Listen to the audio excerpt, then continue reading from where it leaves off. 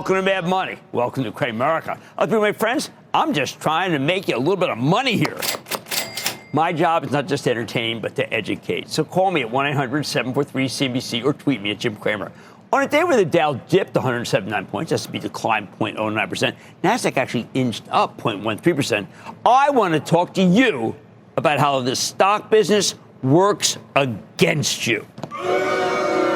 Well, I am now on my incessant book tour to sell how to make money in any market.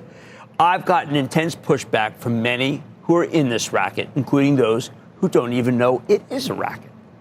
The whole point of my book is that it's possible for you to make big money by picking individual stocks as long as you do it right. But there's a whole cottage industry of people who constantly argue that stock picking is a mug's game, and you're better off parking your money in index funds that simply mirror the market. At the same time, the media loves to scare you away from great companies that produce terrific long-term returns.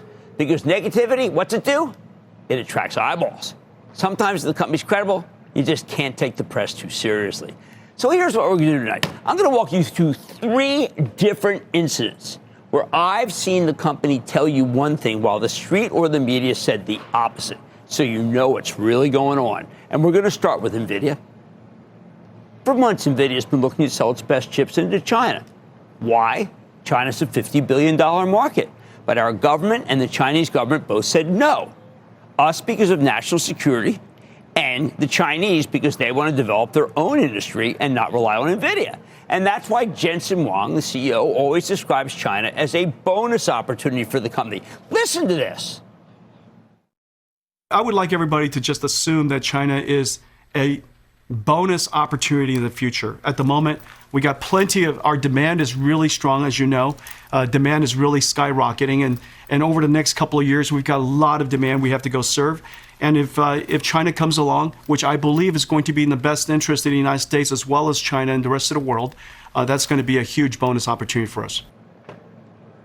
Now, our government just agreed with Jensen and is allowing NVIDIA to sell the Chinese a very high-powered chip, the H200, only one generation behind the current Blackwell line of chips, and worth a great deal in the market.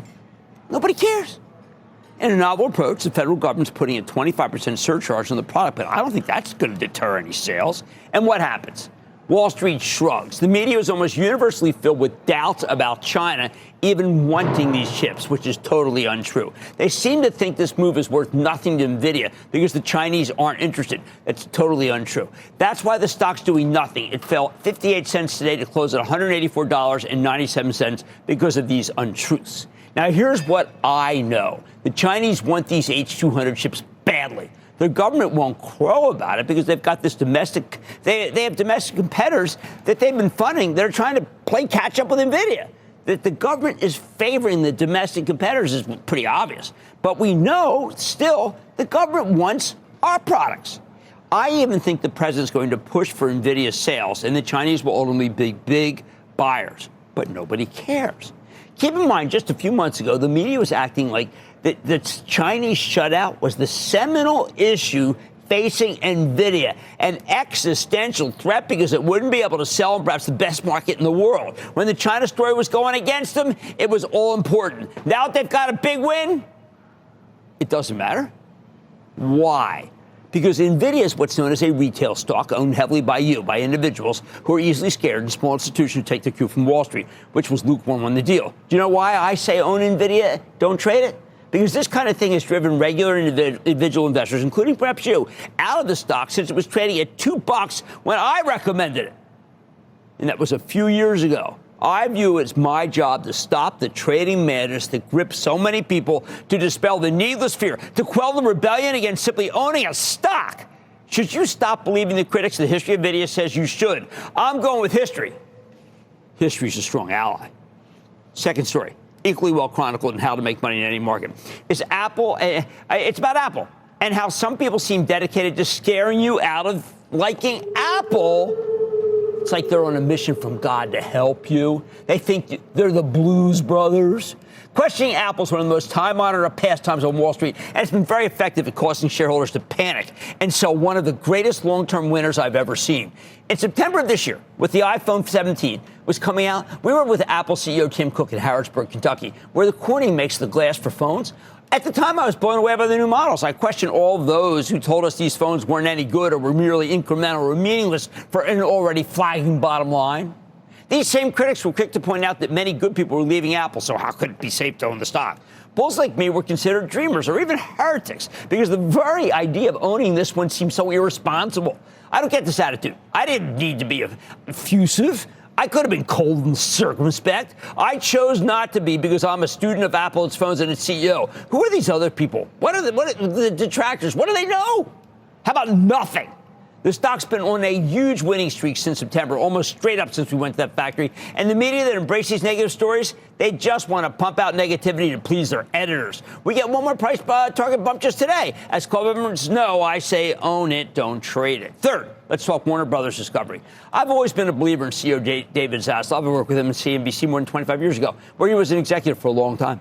When he got handed the Warner Brothers portfolio from AT&T loaded with debt, he did his best to get that pile of debt down while cutting costs, creating some very good lasting properties. He turned it into the #1 studio for television and movies while refining HBO into a very important streaming product, maybe second only to Netflix itself. He knew Warner Brothers Discovery couldn't rally with all that debt, but he also knew that if he could solve the cash flow matches, which he very quickly did, then a stock that was trading at 10, then 9, then 8, would be a triple once the market came to its senses and the acquirers came calling. Well, now the acquirers are here, and it looks like what the media originally called a preposterous price was too low. I have no idea how this bidding war between Paramount and Netflix will take shape. By the way, I have no idea whether there's not another one bidder lurking. These kinds of properties don't come up for sale very often. Here's what I do know. Zaslav told anyone who'd listened that this could happen, that this would happen, that this was something preordained and definitive. I was ridiculed, of course, for believing Warner Brothers could get such a high price tag, but I believed in this man the way I believe in Tim Cook and Jensen Huang. Oh, and if you stick with us, by the way, you're going to hear of another company rocked and wronged by the complex I described just now, Marvell Tech. Let's see what they have to say about some stories that I think seem almost planted to drive the stock down. And those stories have been successful. Here's the bottom line. If you want to make big money in individual stocks, you need to be a believer. Sometimes it doesn't pay off. Everybody makes mistakes. But if you don't believe in your stocks, then you'll never be able to stick with them through thick and thin. Any stock that's a winner inevitably attracts endless negative attention from the press because that's how you sell papers. And belief is the only thing that will prevent you from getting scared out of your best holdings instead of staying long and profiting from the big moves that could be ahead. Kathy in California. Kathy. Hi, Jim. How are you? I am good, Kathy. How are you doing? Good. Thank you. Wanted to thank you for all your help with the investment club. I really love being a member. Thank you. Friday meeting. Go ahead. Yes, I'll be there. Wondering about a stock called Viva Systems. What are your thoughts on that? Okay, it's very controversial because what's happened is that it was knocked several times in the Salesforce call. Salesforce was very successful. It makes me feel like, wait a second, I don't want to be in Viva right now, not with the way that Salesforce took them on and talking about winning some huge clients from Viva. Let's stay away. All right, you need to believe if you want to make big money, and I showed you what was really going on behind the scenes, which you didn't know about. Mad Money tonight. The CBS turnaround seems to be working, the stock being the best performer in healthcare sector so far this year.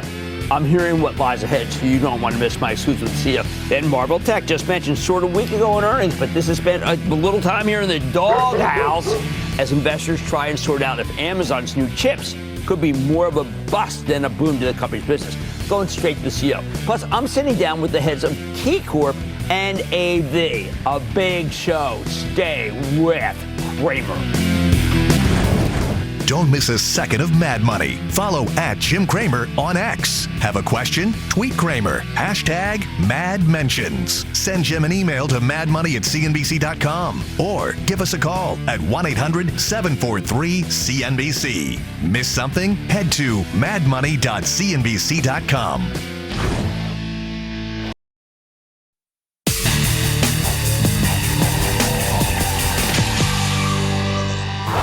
But what's happening with this turnaround CVS Health? This stock has become the best performer in the healthcare sector under CEO David Joyner and shot up another 2% today as management laid out some bullish long-term earnings targets. Earlier today, we welcomed David Joyner, the president and CEO of CVS Health, to find out more. Check it out. David, some people come on, they got a narrative. They tell you some story and you get excited and then it doesn't happen. You, I believe, are actually transforming the way America gets health care. You're doing it. Yep. I think we play a really important role in healthcare in this country, and I couldn't be more excited about, one, the turnaround over the last year, as well as the investments that we're making to change and improve healthcare. So a lot of the story today was about reimagining healthcare. A lot of it has to do with how we engage both the consumer, how we change the relationship with the providers that are delivering the care, and ultimately using technology as our enabler to be a big part of how we're going to change healthcare. You know, I was going to ask about technology because Mark Benioff from Salesforce said you're one of the great adopters of Agentics, which makes things safer, better, quicker, and makes the patient feel like they're not on hold for the rest of their lives. Yeah.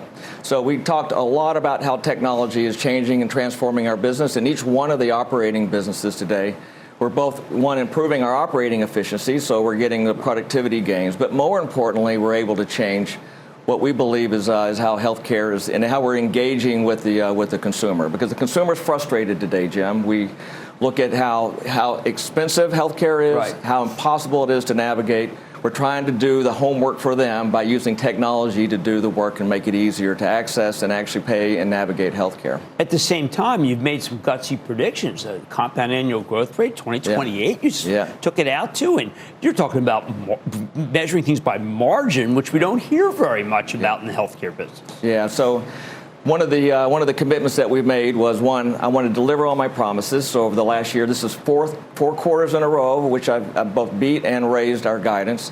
So we laid out what we saw as our long-term strategy between rolling out our 26 guide as well as the 27 and 28 with the 15% CAGR on our business. So we feel really good, especially in the healthcare sector, with the performance and the guide that we provided. Now, I know when we used to speak to Larry Merlot quite a bit, and I know his dream was to become the healthcare company. Yeah. But this last step with you coming in is not evolutionary. You're revolutionary in the way you're doing it.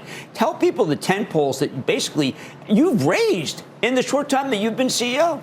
Yeah, well, the past year was a lot focused on the recovery. So we spent a lot of time, especially at Aetna, focusing on the recovery, stabilizing our business, getting our pricing and our forecast right. Which you will admit was very wrong, unfortunately. Yeah, I think we priced into a rising healthcare marketplace, and so there was a lot of learnings. But most importantly, we have a team, brought in new leadership, and really focused on the things that were going to help us get to the recovery. So we'll now go into 26, with the second year of improved performance. So then that sets the stage for the other things that we're doing in our business. And so the most proud thing that we had over the last year was in retail, which was 2 years ago guiding down -5%, turning that into a growth business for us. So we announced today that we're going to have either flat and or growing margins in that business. And we believe the retail business becomes the front door or the gateway into our other enterprise. So as we think about changing the market, we have a consumer brand, we have trust with the consumer, and ultimately that enables us to actually have a very different relationship with the consumers. Okay, but when I go to my CVS, I go through the candy aisle and I go through the food aisle, and those don't feel very healthy to me. Yeah. So we've done a lot of different things to try to promote and advance, healthy and or alternative choices. So we want to give consumers choice.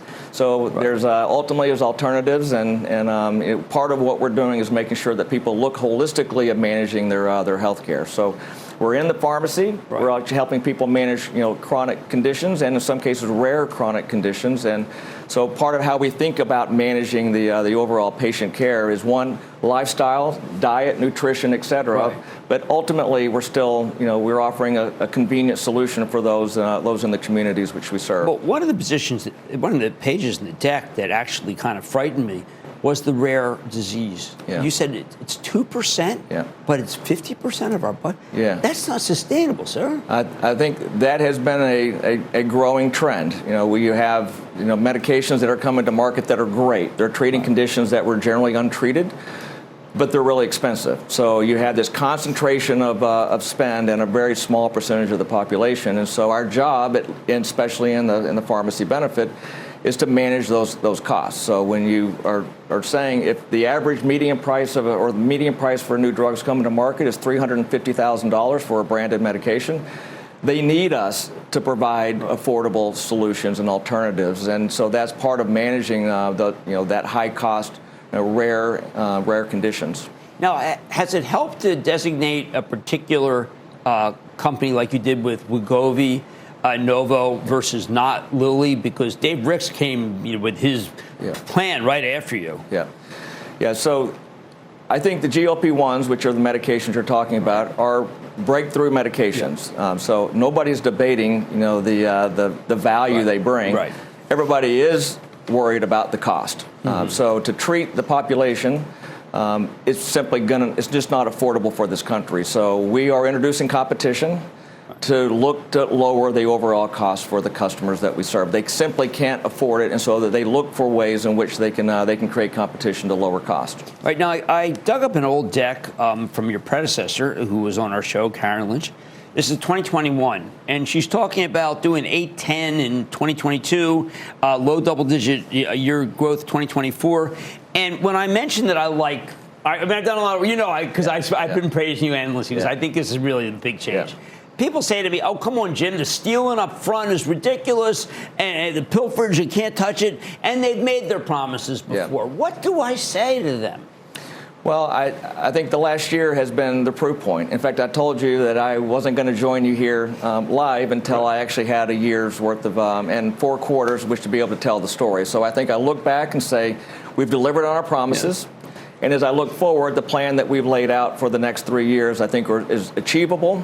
We're very much committed on delivering on our promises that we've made and providing what I think are credible and reasonable guides for the business. And I think the plans that we laid out, the recovery effort at Aetna, the return to growth in our retail business, the strength that we have in our clinic and pharmacy benefit, all I think are going to contribute to the growth rate that we've laid out today. It does seem far more sustainable. The last question I have is, would this have been the way that you'd like healthcare to be delivered the way it is now? Because the way I think of it is, I think about the drugstore from like It's a Wonderful Life, where there's a guy serving medications, and never thought they'd be a key part of the healthcare chain, but.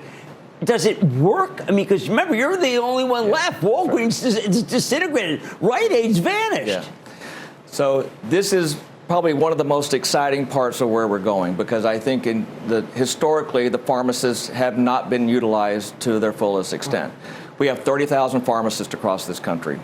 Our goal is to have them practice at the top of their license. We all know that there is a primary care access issue in this country, and so now deploying 30,000 care providers in the marketplace to help people manage their conditions is really the most exciting, and I think I'm most enthusiastic about where we're taking this business, because we keep the brand, we build that trust and relationship with the consumer, and we're now elevating the role of a pharmacist in the community. Well, I'm a believer. I've been saying it because I never want it. The past is different. It's the future, and you're the future, and it is the way that I think healthcare is going to be given. As someone who takes advantage of it myself, I can tell you that. Right. That's CVS Health President and CEO David Joyner off their huge analyst meeting today. Mad Money's back in for Frank. Coming up, Marvell's latest earnings sent the stock higher last week. But could new competition cause this chip maker to fall out of favor? Cramer's got the exclusive with the CEO. Next.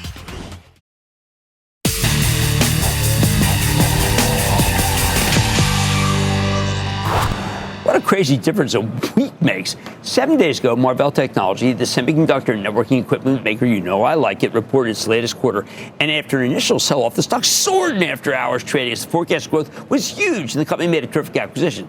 Then reports emerged saying that they'd lost some chip business with Amazon Web Services, might be even losing more business from Microsoft. I find this confusing. The stock plunged 7% yesterday and sank another 3% today. It's giving up these gains. I hope we can clear some of this up, because the company's firing on all cylinders. So let's dig deeper with Matt Murphy, he's the chairman and CEO of Marvell Technology, to get a better read on the situation. Mr. Murphy, welcome back to Mad Money. It's great to be back, Jim, on Mad Money. Thank you. Okay, Matt, I've never heard you be a more exciting and let's say, more robust guidance than I've ever heard from you in terms of long-term growth. What makes you so confident you can pull this off? Well, first of all, Jim, the track record we've established now in this AI cycle has been very strong. Think about it. When I was here a year ago, we were a less than $6 billion revenue company. Right. This year, we're going to end over $8 billion and where the street ended up for next year is $10 billion. And actually where I guided everybody, and we'll talk about that, on a multi-year basis, we see another 30% growth for the company in calendar 27. So we definitely have a multi-year view of where the business is headed. But think about just this past year. We grew the company over 40%. That's amazing. Look at all large semi companies in the last 12 months. Who's grown faster? NVIDIA. That's about it. Now, you made an acquisition that I thought was brilliant because we had spent a lot of time with Corning in Harrisburg, Kentucky, and I realized it's going to be fiber everywhere if possible. This acquisition could position you fiber, scale up, maybe able to be inside. Tell us about it, because it was really a shock to analysts that you got it. Yeah, no, first of all, it's a company called Celestial AI. It's a phenomenal company. It's a venture-backed startup in a very hot space, which is exactly what you talked about, which is in silicon photonics. Right. So their product is called a photonic fabric chiplet. Okay, and what that does is it integrates the photonics and the fiber onto the chip and inside the data center. So today, there's silicon photonics technology used to connect data centers together, but this actually is pioneering technology that's going to bring the technology inside the data center. Well, this is important because we keep hearing about miles and miles of copper in a data center. Copper will not work as these scale up and get bigger, right? It's out of gas. It must be your stuff. It's out of gas because there's a certain trace length or limit to the cable, right? And then at some point, when you want to increase the bandwidth through copper, you're going to run out of gas. So you actually need optical technology to do that. Now, and you're the king of optical technology inside. That's right, because we started off, if you remember a few years ago, we acquired a company called Inphi, which at the time, people thought we were nuts. Right. We paid $10 billion for a company that was doing about $650 million in revenue. That company now is doing over $3 billion in revenue 4 years later. Actually, the revenue on that company now is bigger than the TAM that we thought was available at that time. Total addressable market. So this is the next. Think of this as like Inphi, but the next generation of technology. Inphi was for scale out. This is for scale up. That means connecting all the compute elements together. The big money. Now, I do want. This is a great chance, Matt. There's an outfit called SemiAnalysis. They talked about how you had lost a design bake-off with AI chip for AWS's business. You have a very close relationship with AWS. Then there's a report yesterday, information about Microsoft and Broadcom converging to take some of your Microsoft business. It is very difficult for any CEO to talk about clients. It's stricken verboten as far as I'm concerned. It's tough, yeah. At the same time, when journalistic outfits say things that are not true, or won't prove to be true, and people sell stocks, I get angry. And I know you as a man of honor for many, many years. Right. Can you at least give us a sense of, do you need all will these things that were mentioned knock your forecast, and your forecast is already wrong? Right. I don't know what word to use, confused or astonished, but let me just tell you what happened. So as you said in your intro, we announced our earnings last Tuesday. Right. Stock performed very well after hours and the next day. I think people love the messaging, and like you said, I was very optimistic and very confident in the business, not just next quarter, not just next year, but on a multi-year basis. And I actually laid it all out, Jim. This was the longest script. It was long. It took me a little while, candidly. I ever did, but I did it for a reason. Right. I did it so that I could get the transparency out there. Okay. And so that was last Tuesday. Now, somehow between last Tuesday and Friday, somehow we lost, one article said we lost a huge piece of business, which I had just said on Tuesday, not only are we going to deliver that next year, I have the bookings. Thank you. The backlog. Thank you. I said that earlier. I could not believe they could get away with writing that. So those orders are on the books. That's done. Okay. And then the other one was about, again, a potential lost piece of business in the future. And Broadcom's a tough competitor. And what I would say is, look, we have deep key relationships with all the major U.S. hyperscalers. Deep relationships. Including a warrant situation with one that... That's right. At AWS, and it was actually a year ago when I was on your show, we had just announced that, which was to buy AI custom products from us, networking products, and then with the Celestial acquisition, I don't know if you caught this, but there was an update to the warrant agreement. Yes, there was. So we added silicon photonics and photonic fabric as a third swim lane to the warrant structure. Right, and it's very clear in the conference call because Yeah. an analyst asked about it, and you complimented the analyst for noting this. Right. Because there's a lot of information in that quarter. There was a lot. That was, my feeling is on this, and you got to correct me, is you gave us a lot of info, and it was hard. Right. It was dense. Yeah. But at the same time, it was about how close you are with customers that then I have to read the next day that you're not close with. That's right. So I can tell you this. From Tuesday to Friday, nothing changed. We didn't lose any business. People need to hear this, okay? This stock has lost a dramatic amount of capitalization for no reason. Yeah. Now, just let me give you another data point. It's really the consternation, and I get it, is around. Well, that's why you're gutsy to come here. People should know how hard it is to talk about the stuff he's talking about. Yeah. You're not supposed to. Right. But you want a clear message up for shareholders. Absolutely. My shareholders and my employees and even my customers understand what we're going through. They see it. Right. They've all called me about this stuff. So here's the way to think about it. The consternation is on this custom silicon business. The reason is there's lots of headlines on this, right? It's in the daily news cycle, who's doing what. So I guess there's money to be made. But here's the deal on our custom business. From calendar 23 to 24, that business quadrupled for Marvell. Right. From calendar 24 to 25, that business doubled for Marvell. We said for next year, it's going to grow 20%. So it's got this huge steep ramp. It's still going to keep growing. And then the year after, it's going to double again. And I have total visibility to this. Okay. And the reason, let me tell you. Sure. We talked earlier about communication circuits and interconnect. Right. And how you, in our company, okay, we think a lot about, and it's an engineering term called signal to noise ratio. Signal to noise, SNR. Okay. And so here's the deal. So in a communication system, the signal is what you're trying to solve for, right? That gets data from point A to point B. The noise is all the stuff in the system around it. Could be imperfections in the fiber, could be heat, could be noise. So same thing in the stock market, same thing with Marvell. There's all this noise out there. I am the signal. Right. I know what's going on. I have the visibility. I have the relationship with these customers. And so our business is rock solid in our data center. Right. And nothing has changed since last Tuesday. Okay, I will tell you that I had an identical discussion with you last time. We had over a drink.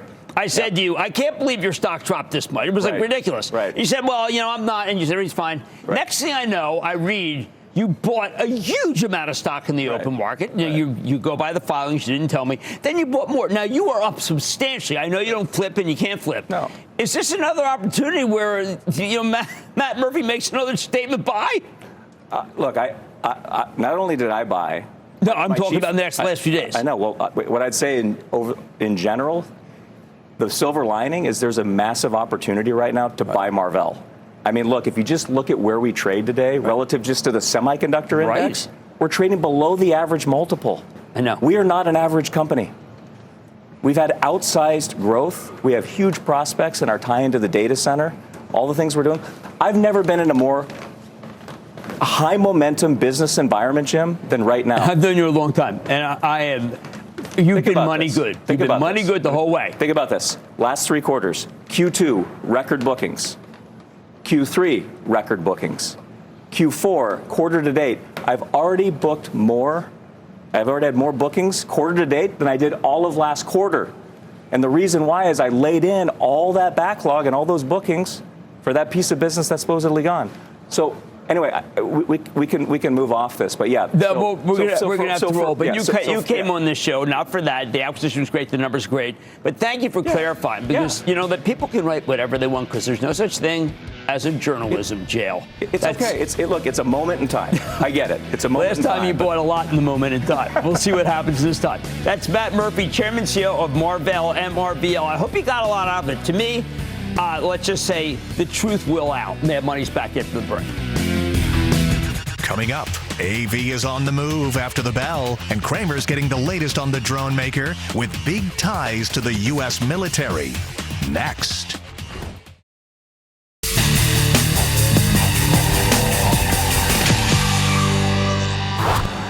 What do we make of these numbers from AV, the old AeroVironment? The drone maker reported a mixed quarter, and management cut their full-year earnings forecast. Long-term, though, I think this remains a very compelling growth story. Earlier tonight, we had the chance to speak with Wahid Nawabi. He is the chairman, president, and CEO of AV. Take a look. Mr. Nawabi, welcome back to Mad Money.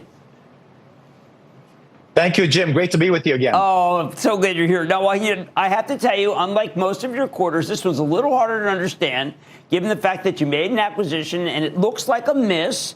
And I want to try to assure people that this is actually on plan and there's just a lot of moving parts. Absolutely true. We are on track with our plans. We are delivering exactly what we said we're going to deliver. We're setting record quarter in terms of revenues, as well as bookings, funded and unfunded backlog, as well as the total contract value. Nearly $3.5 billion worth of sole source IDIQ contracts that equates to about $3.5 billion in value. Why don't you just this, that's in Q2 alone. Right, before I get, well, let me just get this out there. There are some people who say, listen, you might just look it over, margins have really come down. But you have a service business now that's very important. Absolutely. So the margin story, again, for us on a quarterly basis, the margins fluctuate quite a bit. We expected Q2 margins to be lower. It is going to get significantly higher in the second half. That's why we actually reiterated our guidance for the full fiscal year. The mix and the volume on a quarterly basis makes a huge difference in terms of the margin profile itself. Let's not forget that we also had a government shutdown for nearly 1 month of the time of the quarter. And so that affects also in terms of our fixed cost over the period that we have reported. Good. I want that out of the way because I think there'll be people who really do sell it because of that, and they maybe should be thinking differently. As they sold it when you and I were on last, and the stock went up 100 points without them. I don't want them to do that. Now, I want to focus on that backlog, but first want to start with the one big beautiful bill. If I didn't know any better, it was designed so that you got a lot more business and the old hardware guys have less. Absolutely true, Jim. The big, beautiful bill and the strategies within the Department of War and within our new administration right now is such that it favors the business model that we have invented or created, have been practicing for a decade, which is invest in R&D ahead of the customer requirements, develop commercially available products, bring innovative capabilities to the market fast, focus on unmanned and robotic systems with AI and autonomy, and scale production at very high capacity levels quickly. That is the formula that AV has had. The new acquisition strategies within the Department of Defense, as well as with our new administration, favors all the things that we're doing. So we benefit significantly.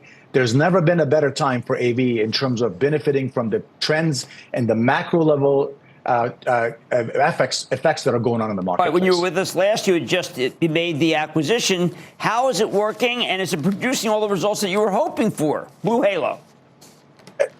Jim, I could not be more excited about the acquisition. The acquisition of Blue Halo is precisely what we needed and what we wanted. We're incredibly pleased with the results. We're aggressively integrating the two businesses together. We're realizing more than the expected synergies, both on cost as well as on top line revenue and leverage on R&D. And the market that we're going after needs the solutions that we acquired and integrated with our solution set. We have won over $2 billion worth of new orders in the last quarter alone related to the Blue Halo product lines. And the Badger space technologies for communication and directed energy and lasers, and also in RF counter UAS measures against drones. These are all the areas which the U.S. Department of War and our military is focused on. We have significant gaps as a nation and our allies. And we're the best company that actually can provide that because our solutions are relevant. They work in the battlefield. They're ready to be purchased today and deployed, and we can deliver capability quickly. Right, and that's precisely the strategy of our current administration. All right, so let's go over the what you're doing with counter unmanned, because I think there are a lot of people who basically have given up. The bad guys have better drones than us, and you have assured us that just doesn't matter, given your counter work. That's right. So not only do we have the best portfolio of drones, lethal and non-lethal drones, such as Switchblade, one-way attack, and surveillance drones. We also have the best-in-class layered defense solution against drones. It's called counter UAS or counter drones. We have a layered approach that allows us to defend against all sorts of drones, from group 1, 2, 3, and 4, so smallest to the largest. We can use radio frequency jammers. We have the best-in-class jammers called Titan series. We have the best directed energy solution called lasers that's proven. It is actually deployed in the field today. That doesn't require any kinetic lethality. And we also won a program just recently, this quarter, called Freedom Eagle 1 for next generation counter UAS missile. This is a program that is going to be over $1 billion. We were down selected, and we're going to deliver 80 of those missiles in the next 18 months to the U.S. Army. And we believe that our solution set is the most robust layered defense solution for counter UAS in the entire industry. So we are positioned really well to benefit from that, not only in terms of the needs for these things, but also in terms of the Golden Dome initiative and opportunity. All right, one last one, and it's nitty gritty, but if someone came out and said that you did 44 cents versus 78, and it was apples to apples, what would you tell them? Oh, so the consensus is all over the map in terms of the actual projections, because we just came in this quarter with a very new combined company that's fairly new. We're right on track with our performance. We expected the results that we delivered. We set records in terms of total contract value, bookings, backlog, funded and unbacklog. Our funded backlog is over $1 billion. Our unfunded backlog stands at $2.8 billion. And we booked over $3.5 billion worth of contracts that are essentially sole source to REV in the last quarter alone. This is monumental results. The margins on the quarter, we expected it to be low. We are ramping up R&D because there's so much demand for products. We're ramping up production even more to get ready for the next fiscal year. And we have a mix that was challenging for Q2 that we expected it to be, and then it's going to get better in Q3 and Q4. So we're right on track with our strategy and with our plans, and we're delivering record results, which I'm really pleased about. All right, that's terrific. That's what I wanted to hear exactly. I needed that clarified because I want to use that tomorrow morning if people think that that you did not deliver. You clearly did. Wahid Nawabi, Chairman, President, and CEO of AV. Always great to have you on the show. Another great quarter. Thank you. Thank you, Jim. Great to be with you. Absolutely. Mad Money's back in for the break. Coming up, Cramer takes your calls, and the sky's the limit. It's a fast-fire lightning round. Next.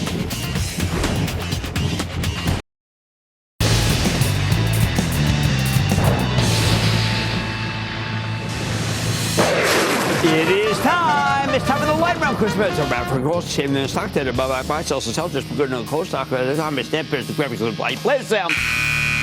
And then the lightning round is over. Are you ready? Ski, Dad, tell Lorraine, the money. Let's start with Stafford in California. Stafford.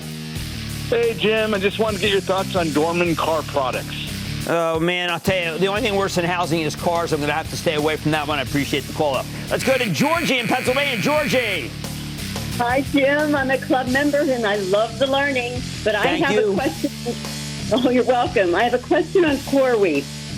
Look, I like Corey. If it's a very well coming by Glenn Trader, they're a better place to play the data center, but it's doing very, very well. Let's go to Jacob in Alaska. Jacob. Hey, Jim. Alaska Airlines sold off after the IT outage and guidance cut. Is this pullback Yeah, I warranted? think Alaska's good. But it's a trading vehicle only. You want to buy it on a trading vehicle. And that, ladies and gentlemen, conclusion of the Lightning Round. The Lightning Round is sponsored by Charles Schwab. Coming up, could KeyCorp be the key to more gains for your portfolio? Cramer's sitting down with the CEO to get a read on the regional bank. Next. Booyah, Jim. Your integrity makes you the booyah saint of Wall Street. Booyah, Jimmy Chill. Booyah, Jimmy Chill. Booyah, Jim. Quadruple. That's a lot of booyahs.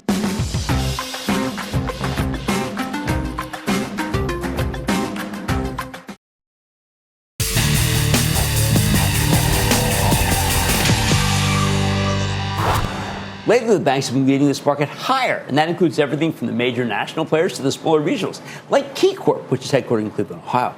Lately this week, an activist firm called Holdco Asset Management announced it had taken a stake in the bank, released a blistering presentation about how the company's been an underperformer.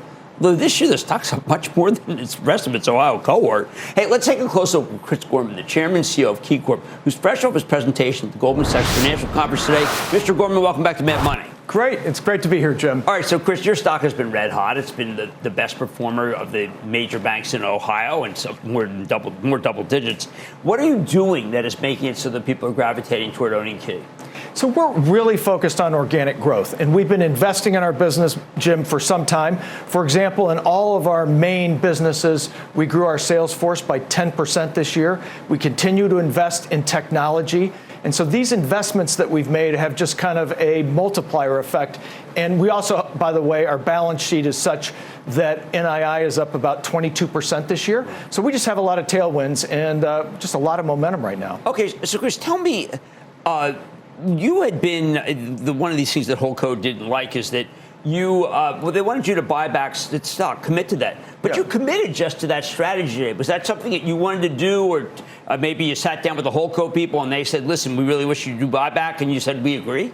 Well, first of all, we are aligned with the investor on that. We didn't sit down and talk to them about it, but what we did do is we announced when we report our third quarter that we'd be buying back about $100 million worth of stock. To date, we've bought back about $175 million. And what we said today is we'll buy back about $200 million this year. That'll leave us about $800 million in our authorization, and we'll burn through that in 2026 and then go back to the board for more authorization. So we have the benefit right now that we're generating a lot of cash, we're generating a lot of capital, and we start with a pretty elevated capital position. All right, so are you guys set for if the Fed does start cutting again? I know they've already cut 150, but I think they need to do more. But are you set up if they do start cutting? The answer is yes. So we think there'll be a cut tomorrow. It'll obviously be good for our customers, but we're a little bit liability sensitive, so we're well positioned if, in fact, there's a cut tomorrow. Okay, now, Ohio has been really a focal point of business activity, and from data centers to industrial.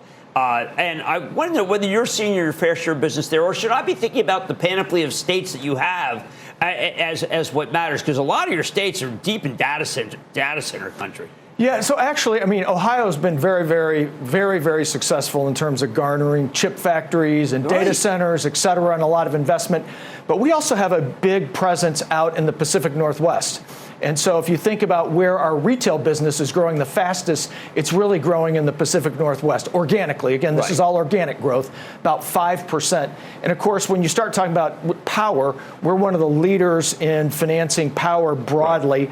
And you think about technology, for example, Bellevue, Washington is literally the cloud computing capital of the world. Right. And we have a significant presence in Washington. Okay, last thing, I need to know, is your a belief that you should be able to build up some of those areas if you commit to doing those aggressive buybacks? I used to tell your successor, Beth Moon, I said, oh, my God, these cities are so great. And I loved the First Niagara acquisition. The reason I loved it, by the way, is because I'm from Philadelphia and it was the only way to crack in. You couldn't get – is it better to put some more of those money into those great places, or is it better just to say, my stock's the cheapest, 13 times earnings, I'm going to buy it? Right now, the best thing we can do is just buy our own stock. And, we've made the investments to grow organically. We have great momentum, and we're really focused, Jim, on allocating our capital to buying KeyCorp stock. Yeah, look, you have a 4% yield. I think it should be lower, but not because you cut it. You know what I mean?